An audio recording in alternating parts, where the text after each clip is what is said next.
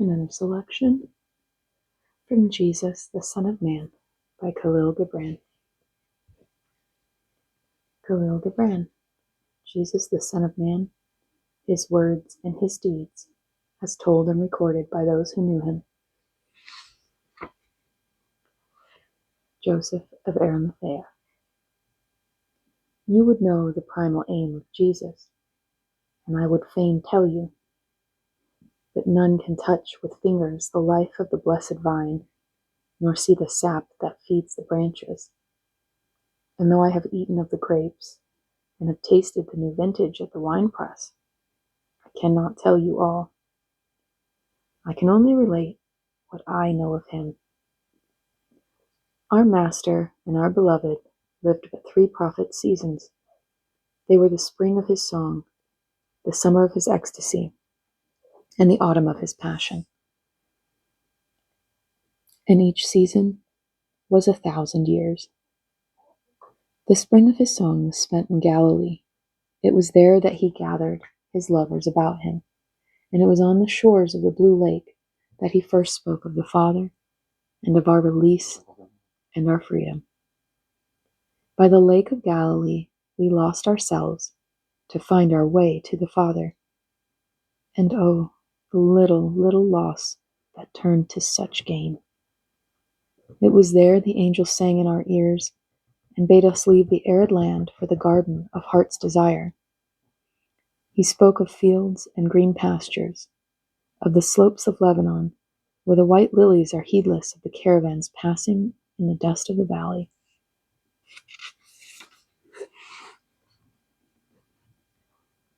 He spoke of the wild briar that smiles in the sun and yields its incense to the passing breeze. And he would say, the lilies and the briar live but a day, yet that day is eternity spent in freedom. And one evening, as we sat beside the stream, he said, behold the brook, and listen to its music. Forever shall it seek the sea, and though it is forever seeking, it sings its mystery from noon to noon. Would that you seek the Father as the brook seeks the sea. Then came the summer of his ecstasy, and the June of his love was upon us. He spoke of naught then but the other man, the neighbor, the road fellow, the stranger, and our childhood's playmates. He spoke of the traveler journeying from the east to Egypt, of the plowman coming home with his oxen at eventide, of the chance guest led by dusk to our door. And he would say, your neighbor is your unknown self made visible.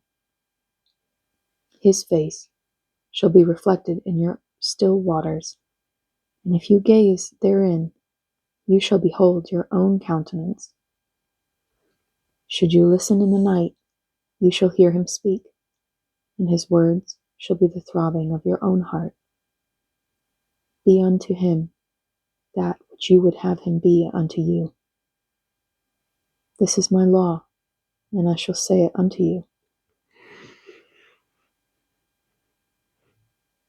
And unto your children, and they unto their children, until time is spent and generations are no more. And on another day he said, you shall not be yourself alone.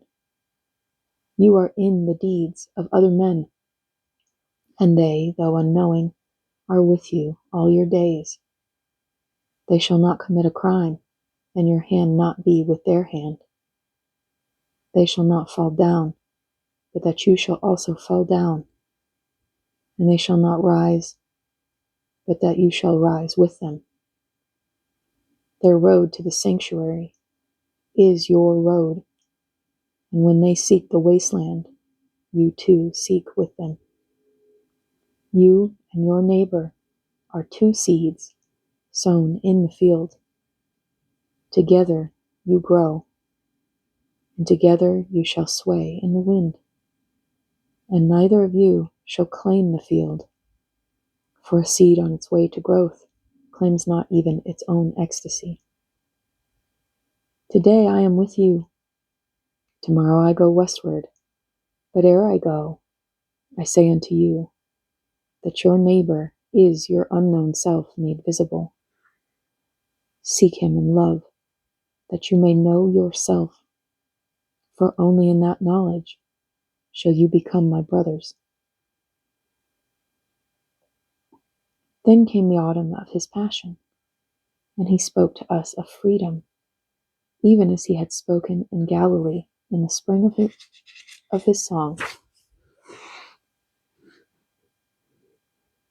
But now his words sought our deeper understanding. He spoke of leaves that sing only when blown upon the wind, and of man as a cup filled by the ministering angel of the day to quench the thirst of another angel. Yet whether that cup is full or empty, it shall stand crystalline upon the board of the Most High. He said, You are the cup, and you are the wine. Drink of yourselves to the dregs, or else remember me, and you shall be quenched. And on our way to the southward, he said, Jerusalem, which stands in pride upon the height, shall descend to the depth of Jehannam and dark valley, and the Jehannam, the dark valley, and in the midst of her desolation I shall stand alone. The temple shall fall to dust, and around the portico you shall hear the cry of widows and orphans, and men in their haste to escape shall not know the faces of their brothers, for fear shall be upon them. But even there, if two of you shall meet, and utter my name, and look to the west, ye shall see me, and these my words shall again visit your ears. And when we reached the hill of Bethany, he said, Let us go to Jerusalem. The city awaits us. I will enter the gate, riding upon a colt, and I will speak to the multitude. Many are there who would chain me, and many who would put out my flame. But in my death you shall find life, and you shall be free. They shall seek the breath that hovers betwixt heart and mind, as the swallow hovers between the field and his nest. But my breath has already escaped them, and they shall not overcome me. The walls that my Father has built around me shall not fall down, and the acre he has made holy shall not be profaned. When the dawn shall come, the sun will crown my head, and I will be with you to face the day. And that day shall be long, and the world shall not see its eventide. The scribes and the Pharisees say the earth is thirsty for my blood. I would quench the thirst of the earth with my blood. But the drops shall rise oak trees and maple, and the east wind shall carry the acorns to other lands. And then he said, Judea would have a king, and she would march against the legions of Rome. I shall not be her king. The diadems of Zion were fashioned for lesser brows, and the ring of Solomon is small for this finger. Behold my hand. See you not that it is overstrong to hold a scepter, and over-sinewed to wield a common sword? Nay, I shall not command Syrian flesh against Roman. But you, with my words, shall wake that city, and my spirit shall speak to her second dawn. My words shall be an invisible army with horses and chariots, and without axe or spear I shall conquer the priests of Jerusalem and the Caesars. I shall not sit upon a throne where slaves have sat and ruled other slaves, nor will I rebel against the sons of Italy. But I shall be a tempest in their sky, and a song in their soul, and I shall be remembered. They shall call me Jesus the Anointed. These things he said outside the walls of Jerusalem before he entered the city, and his words are graven as with chisels.